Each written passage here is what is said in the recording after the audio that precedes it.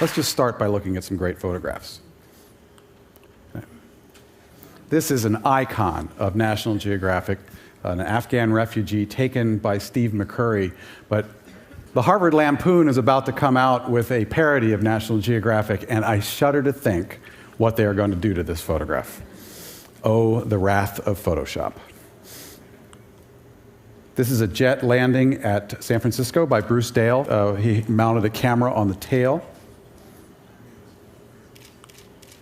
A poetic image for a story on Tolstoy by Sam Abel. Pygmies in the DRC by Randy Olson. I love this photograph because it reminds me of Degas' bronze sculptures of The Little Dancer. A polar bear swimming in the Arctic by Paul Nicklin. Polar bears need ice to be able to move back and forth. They're not very good swimmers, and we know what's happening to the ice. These are camels moving across the Rift Valley in Africa, photographed by Chris Johns. Shot straight down, so these are the shadows of the camels.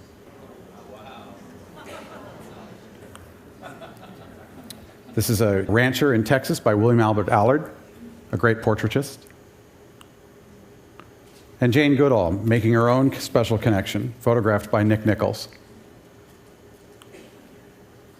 This is a soap disco in Spain, photographed by David Allen Harvey. And David said that there was a lot of weird stuff happening on the dance floor, but hey, at least it's hygienic. These are sea lions in Australia doing their own dance by David Dubélé. And this is a comet captured by Dr. Ewan Mason.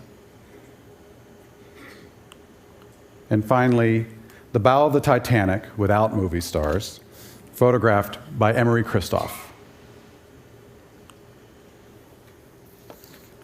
Photography carries a power that holds up under the relentless swirl of today's saturated media world, because photographs emulate the way that our mind freezes a significant moment. Here's an example. 4 years ago, I was at the beach with my son, and he was learning how to swim in the relatively soft surf of the Delaware beaches. But I turned away for a moment, and he got caught into a riptide and started to be pulled out towards a jetty. I can stand here right now and see, as I go tearing into the water after him, the moment slowing down and freezing into this arrangement. I can see the rocks are over here. There's a wave about to crash onto him. I can see his hands reaching out, and I can see his face in terror, looking at me, saying, "Help me, Dad." I got him. The wave broke over us. We got back on shore. He was fine. We were a little bit rattled.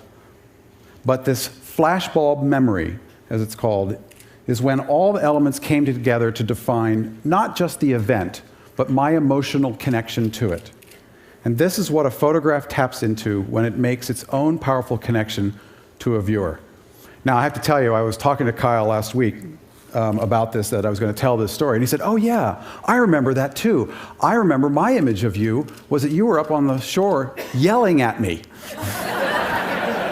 I thought I was a hero.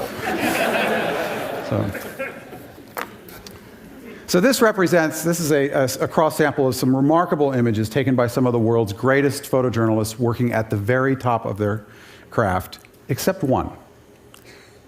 This photograph was taken by Dr. Ewan Mason in New Zealand last year, and it was submitted and published in National Geographic.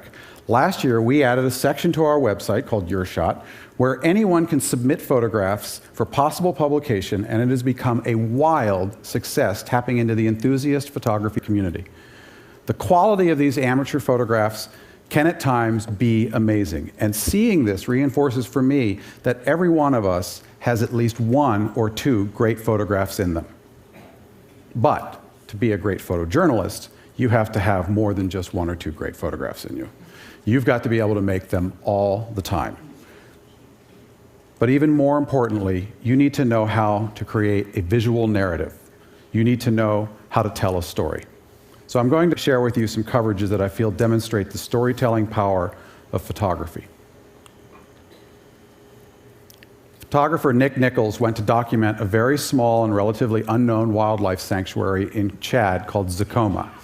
The original intent was to travel there and bring back a classic story of diverse species of an exotic locale. And that is what Nick did up to a point. This is a serval cat. He's actually taking his own picture, shot with what's called a camera trap. There's an infrared beam that's going across, and he's stepped into the beam and taken his photograph. These are baboons at a watering hole. The camera, again, an automatic camera, took thousands of pictures of this, and Nick ended up with a lot of pictures of the rear ends of baboons. A lion having a late night snack. Notice he's got a broken tooth. And a crocodile walks up a riverbank towards its den. I love this little bit of water that comes off the back of his tail.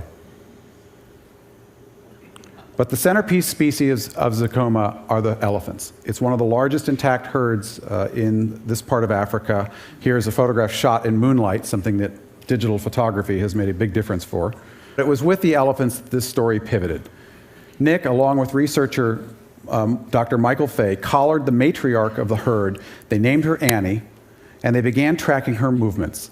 The herd was safe within the confines of the park because of this dedicated group of park rangers. But once the annual rains began, the herd would begin migrating to feeding grounds outside the park, and that's when they ran into trouble. For outside the safety of the park were poachers who would hunt them down only for the value of their ivory tusks.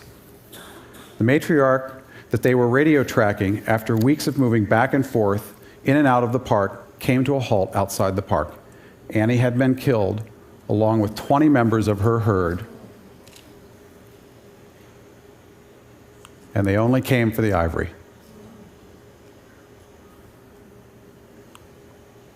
And this is actually one of the rangers. They were able to chase off one of the poachers and recover this ivory because they couldn't leave it there because it's still valuable.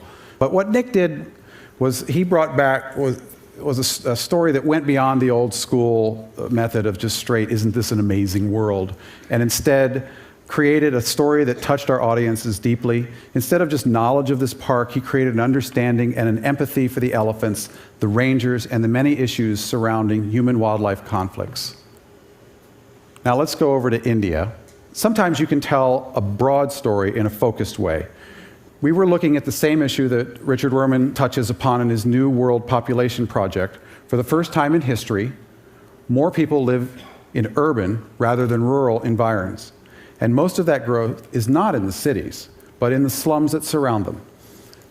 Jonas Bendixson, a very energetic photographer, came to me and said, we need to document this, and here's my proposal. Let's go all over the world and photograph every single slum around the world. And I said, well, that might be a bit ambitious for our budget. So instead, what we did was we decided to, instead of going out and doing what would result in what we consider sort of a survey story, where you just go in and see just a little bit of everything, we put Jonas into Dharavi, which is part of Mumbai, India, and let him stay there and really get into the heart and soul of this really major part of the city. What Jonas did was not just go and do a surface look at the awful conditions that exist in such places. He saw that this was a living and breathing and vital part of how the entire urban area functioned. By staying tightly focused in one place, Jonas tapped in to the soul and the enduring human spirit that underlies this community. And he did it in a beautiful way. Sometimes, though, the only way to tell a story is with the sweeping picture. We teamed up underwater photographer Brian Scarry and photojournalist Randy Olson to document the depletion of the world's fisheries.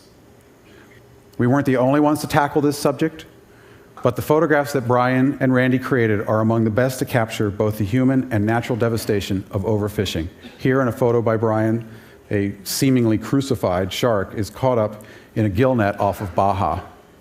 I've seen sort of okay pictures of bycatch, the animals accidentally scooped up while fishing for a specific species. But here, Brian captured a unique view by positioning himself underneath the boat when they threw the waste overboard. And Brian then went on to even greater risk to get this never-before-made photograph of a trawl net scraping the ocean bottom.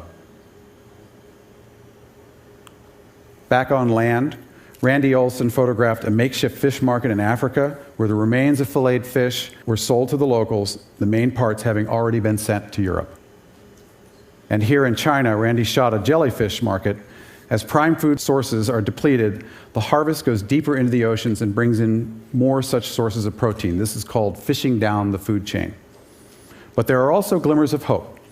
And I think anytime we're doing a big story on this, we don't really want to go and just look at all the problems. We also want to look for solutions. And Brian photographed a marine sanctuary in New Zealand where commercial fishing had been banned, the result being that the overfished species have been restored, and with them a possible solution for sustainable fisheries. Photography can also compel us to confront issues that are potentially distressing and controversial. James Knockway, who was honored last year at last year's TED, took a look at the sweep of the medical system that is utilized to handle the American wounded coming out of Iraq. It is like a tube where a wounded soldier enters on one end and exits back home on the other. Jim started in the battlefield. Here, a medical technician tends to a wounded soldier on the helicopter ride back to the field hospital. Here is in the field hospital. The soldier on the right has the name of his daughter tattooed across his chest as a reminder of home. From here, the more severely wounded are transported back to Germany, where they meet up with their families for the first time. And then back to the States to recuperate at veterans hospitals such as here in Walter Reed. And finally, often fitted with high-tech prosthesis, they exit the medical system and attempt to regain their pre-war lives. Jim took what could have been a straight-up medical science story and gave it a human dimension that touched our readers deeply. Now, these stories are great examples of how photography can be used to address some of our most important topics. But there are also times when photographers simply encounter things that are, when it comes down to it, just plain fun. Photographer Paul Nicklin traveled to Antarctica to shoot a story on leopard seals. They have been rarely photographed, partly because they are considered one of the most dangerous predators in the ocean. In fact, a year earlier, a researcher had been grabbed by one and pulled down to depth and killed. So you can imagine Paul was maybe a little bit hesitant about getting into the water. Now, what leopard seals do mostly is they eat penguins. You know of the march of the penguins? This is sort of the munch of the penguins. Here a penguin goes up to the edge and looks out to see if the coast is clear, and then everybody kind of runs out and goes out. But then Paul got in the water, and he said he was never really afraid of this. This one female came up to him. She's probably, and it's a shame you can't see it in the photograph, but she's 12 feet long. So she is pretty significant in size. And Paul said he was never really afraid because she was more curious about him than threatened. This mouthing behavior on the right was really her way of saying to him, hey, look how big I am, or, my, what big teeth you have.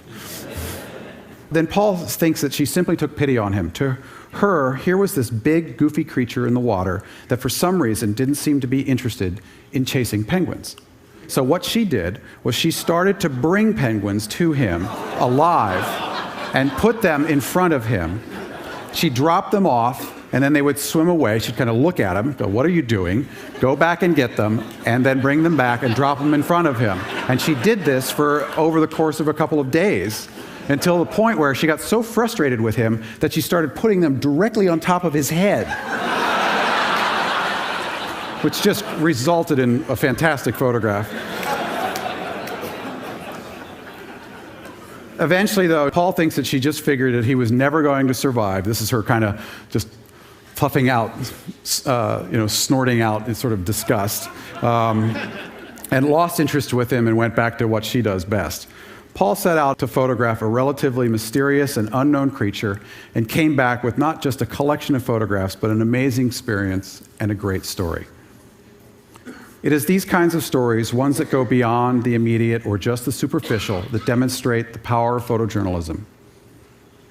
I believe that photography can make a real connection to people and can be employed as a positive agent for understanding the challenges and opportunities facing our world today. Thank you.